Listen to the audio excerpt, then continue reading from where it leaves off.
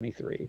Finally, I would like to remind you of the unit economics we expect from our microfactories over the longer term.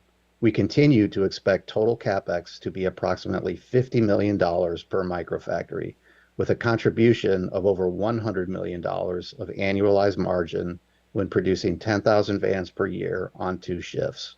We believe this annualized contribution margin target is achievable by the end of 2024.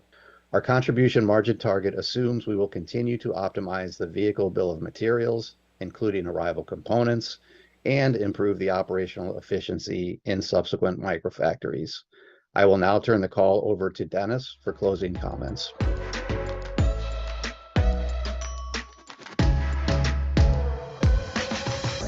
Thank you, John. I would like to remind everyone that what we are doing is very complex and no one has done it before. We have developed incredible enabling technologies, our own core components and device software that are now certified, proprietary composite materials that eliminates expensive paint shops and metal stamping, and is designed for production with a Class A finish. Autonomous mobile robots to move parts and vehicles in a microfactory replacing a conveyor belt. Software-defined microfactories, which reduces CapEx and time to market. We have tested all of the key operations required to assemble a vehicle. We managed to design and certify 2 vehicle platforms that are currently undergoing road trials. All of these technologies are coming together to achieve something truly unique in the industry, new method to design and produce vehicles. It means our business can scale very rapidly with fast time to revenue. Our ambition is to produce multiple vehicle platforms in hundreds of microfactories, each producing over 100 million of margin per annum, equating to 1 million vehicles and target 10 billion margin per year. Our enabling technologies, proprietary hardware, software, materials, and new gen robotics sets us apart from the rest of the industry. The start of our first microfactory is a big step towards achieving our vision. It is the move from 0 to 1. With that, let's start our Q&A.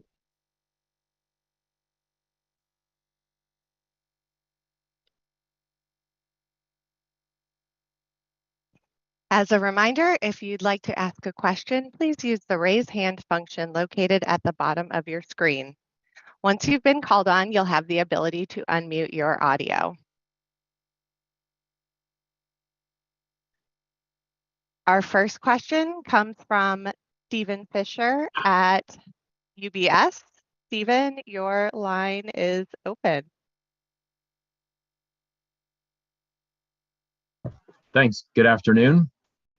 Wondering if you could just talk a little bit about what happened over the course of the quarter that caused you to take the delivery expectations from 400, 600 down to 20. I'm sure there are a variety of factors there, but maybe you could just talk about that a little bit. That would be helpful. Thank you. Look, actually, many things happened. And first of all, we do, like, instead of 2 factories, we do 1, and we do this to save cash. I mean, so this is number 1. So our capacity is reduced.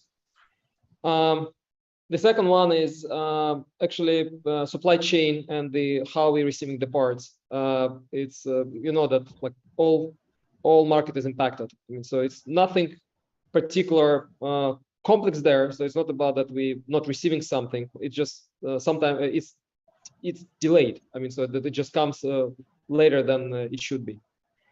And the third one is we actually taken very conservative view, because originally we wanted to make like many shifts to push the volumes for the end of the year, but we are switching our mode to more preserving the cash, because like anything you do on extreme level, so it just costs more. And we understand that if we will have like more shifts, but not fully utilized immediately because of ramp up, we just will waste the cash. So we decided that strategically it's better for us to spend cash much more careful and focus on delivering first vehicles in a perfect condition to our customers, and then scale from that point. Because materially, for us as a company, there is no big difference between, I would say, like 400 vehicles or like 20, because number is small anyway. I mean, so we wanted, like, our factories are designed to produce 10,000 vehicles a year. So we will produce them obviously, but a bit later. And the effect why it's happening, because if you plan 400 to 600 vehicles from the beginning of the year, you still have a lot of buffers like inside. So if something didn't happen within a couple of weeks in the beginning, so you still have time until the end of the year to address that. In our case, everything is happening with the last 4 months of the, in the last 4 months of the year. So any delay with the supply of a couple of weeks, it's a big impact on the overall time we have within the year. So actually, like, you know, we are extremely happy about like Q2. I mean, so we achieved amazing things. I mean, so first one is certifying our vehicles. Like we did it much quicker than the industry does today. So even the organization which were certifying us said they've been very impressed with the efficiency and how fast we managed to do this. It's really like important moment because it's never been done before, like in industry, and we do it first time, and from first time we did it right. And we already got a very strong competitive advantage on this stage, so we know how to do this certification, and we have all the necessary tools and skills like to do that. So this is a big event for us. The second one is that actually factory works. I mean, so we installed all the equipment. Parts are like all the parts which are like arrived already. So we go like through the stages of assembly, and it works the way we plan. Again, we do it like first time. It's never been done before. It's something which like we were planning and predicting, but we're so pleased that it's happened actually the way we planned. Even like world around us is very distracted like with everything, but we managed to keep us on track. So we, in general, we believe that like our results of Q2 are remarkable and amazing. So we're extremely pleased with that. That's helpful. And I guess when in 2023 at this point do you expect to start production in Charlotte, and just latest thoughts on how quickly you think you could ramp up to that 10,000 unit production at both locations? Look, I really don't want to speculate on that particular question, because of course we have our internal plans, and we believe that our method, because it's not a complex factory, it's a very small factory, 10,000 square meters as assembly line, only assembly line is 10,000 square meters. So that it's not so many people who we need to train and organize kind of things. And installing equipment is relatively like straightforward. So our internal plans is normally it should take us 6 months from the moment we start to put equipment to the moment factory is ready. And because we are taking the learnings from the Bicester factory, so we don't need to go through the same cycle. So we're expecting that Charlotte will be much quicker in terms of ramping up, because we will take all the learnings from the first factory. I don't want to give you a particular number that like to make it promise, but we believe that the shuttle factory is going to be a jewel in our like in our business, in the way that we will like. We are, as I said, like extremely pleased like what's happening in Bicester, but as I said, we know many things we want to optimize, and the Charlotte will come as a much better version of that. So we cannot wait when we will start it. I just want to remind everyone that the microfactories are essentially, they're built to scale rapidly with faster time to revenue. So I think that's getting the first one right.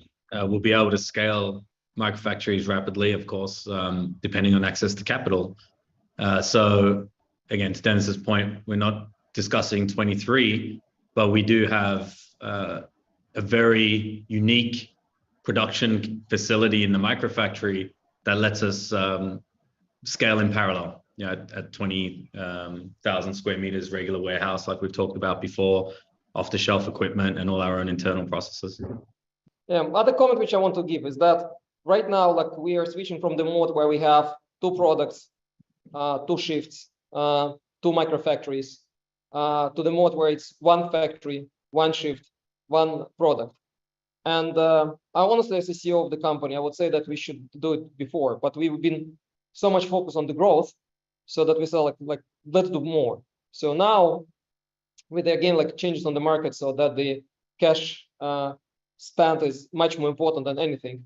So we believe that this opportunity to switch to the mode where it's 1 product, 1 factory, 1 shift gives us better chances to be successful.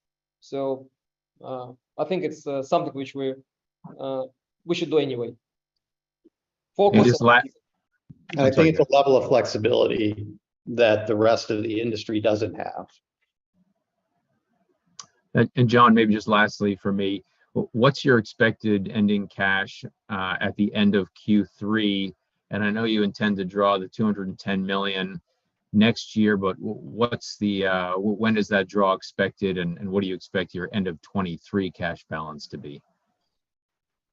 So I expect us to end 23 with cash in the bank currently. I think I referenced that we would end Q4 with between $300 and $350 million of cash. I would expect, just given the fact that we're in the middle of executing right now the cost reduction initiatives that we've announced, I think the cash burn in Q4, or I'm sorry, in Q3 will be more than I would expect in Q4. I don't want to guide ending Q3 cash. I think we're on track to hit our Q4 cash guidance, and I do expect to end 23 with cash in the bank. I think looking sort of out beyond 2022, we're targeting, it's going to be lumpy as we go throughout the year, but somewhere between $100 and $150 million of cash a quarter, depending on which quarter that we're in, is sort of how we're looking at the cash burn next year. Other thing which to comment here, that we were saying that we're planning to save up to 30% of the spend, but it's not because we've been not efficient in cash spend before. So we're extremely efficient. I mean, so if you just see how much cash we spent so far in the history of organization with the what we achieved, I mean, so I don't know more efficient organization than we are in this industry. And what happened right now is that we are reducing the scope. So because scope is becoming smaller, we need to have less people to do that, and our spend is going to be less as well. So that's our exercise we do here. Thank you very much.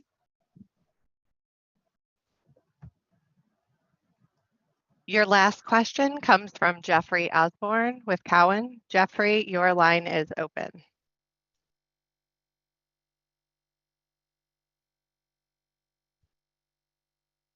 For the question, just one clarification on the cash, and then I had a couple questions for Avinash on the cash. John, do you expect any cash restructuring costs in Q3 or Q4? It is included in our expectations of year-ending cash. Our current view on restructuring is it'll be approximately $25 million. Most of that will occur in Q3. Got it. That's helpful. And then either for Avinash or Dennis, in Vista today, are all the cells, I forget if it's 12 or 14 production cells, remind me there, but are those set up? Have you produced any pre-production vehicles, in series with all of those, or give us an update on if I walked in the factory, what I would see would be helpful.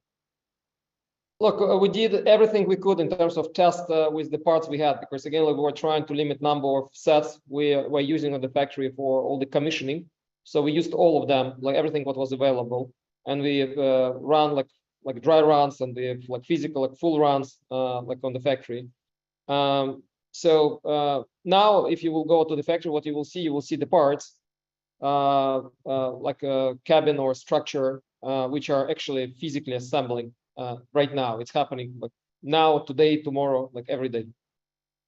Yeah, AMR's fully working and installed. Composites are produced, battery modules are produced from the factory, from the production process. I mean, so like it's we're in a very good shape now.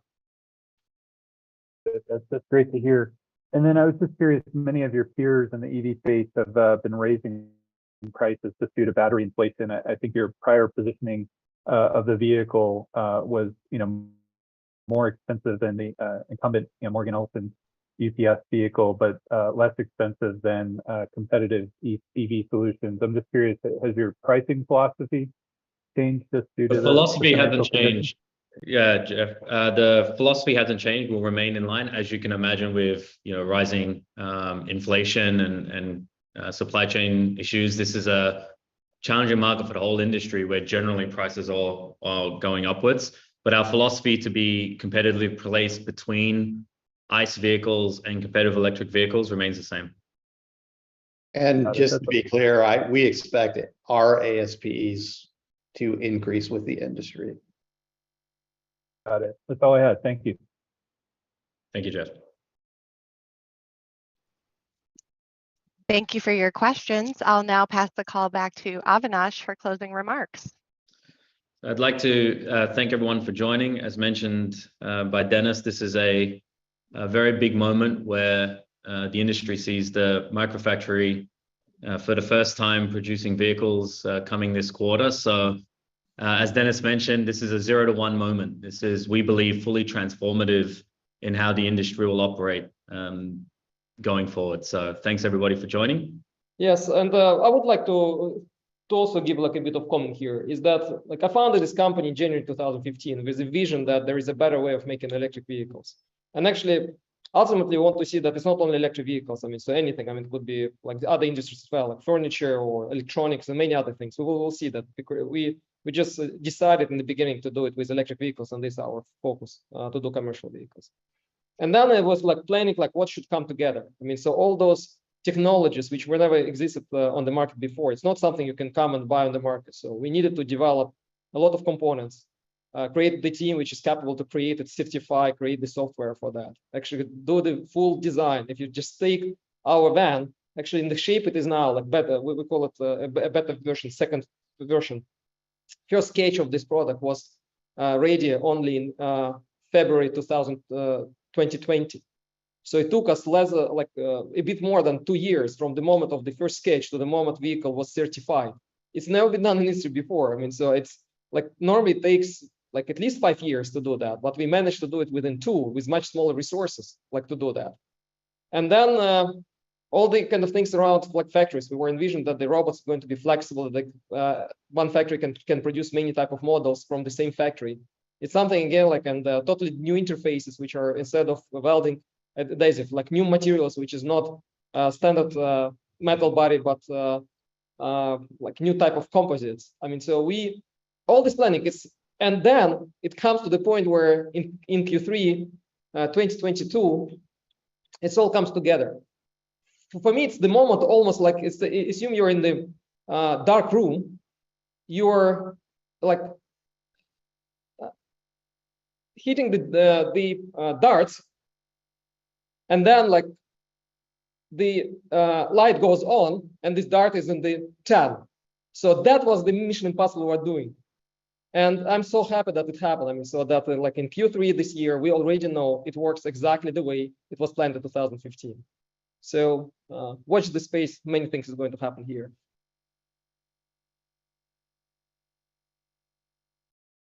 Thank you, Dennis. This concludes today's conference call. You may. So there we go. That is the end of the earnings for Arrival.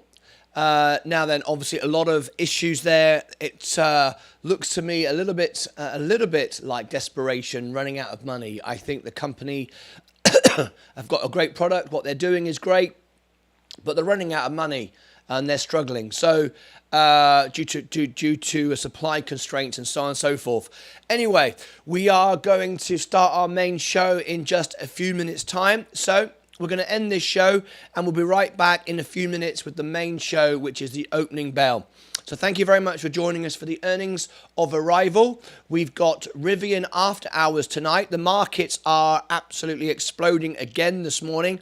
Overall, I'm keeping my Arrival. I said it shouldn't buy any more, and I'm not. I'm not going to buy any more now because it's dropped. I'm going to hold it where it is, and that's it. So I'm happy to hold, but I'm not buying any more. It would be overweighted, over risk to my portfolio. Anyway, we'll be right back in just a couple of minutes' time for the main opening bell, and we'll be with you in just a few moments. See you back in just a couple of moments' time. Take care of yourselves and each other.